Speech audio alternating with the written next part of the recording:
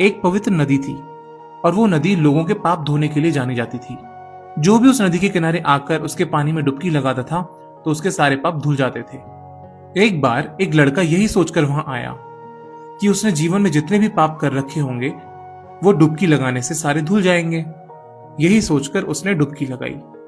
तो जब डुबकी लगाकर बाहर आया तो उसने उस नदी से एक सवाल किया और पूछा, हे पवित्र नदी, क्या तुमने मेरे सारे पापों को धो दिया? तो नदी ने कहा, हाँ, मैंने तुम्हारे सारे पापों को अपने पानी के अंदर समाहित कर लिया है।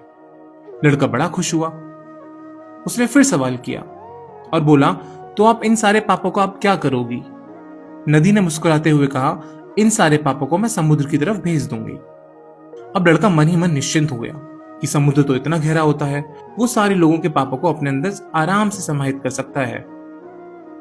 यह सोचकर लड़का मुस्कुरा ही रहा था तो नदी ने आगे कहा, और समुद्र इन सारे पापों को बादलों के पास भेज देगा। और बादल ऊपर मुस्कुरा रहे थे और फिर बादलों ने कहा, हम फिर से उन सारे पापों को बारिश के रूप में तुम्हारे पास भेज देंगे।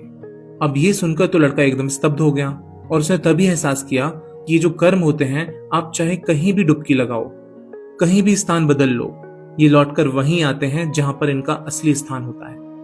इसीलिए कहा भी जाता है, कर्मों से कभी कोई भाग नहीं पाया, हमेशा हमारे पास वही लौट कर आता है जो हम करते हैं। तभी वो लड़का अपने पापों को स्वीकार करता है और प्रण लेता है कि आगे से वो भविष्य में कभी कोई बुरा काम नहीं करेगा। अब वो अच्छाई और सच्चाई के मार्ग पर चलेगा, क्योंकि उसने जान लिया था कि कर्मों से भागना नामुमकिन है।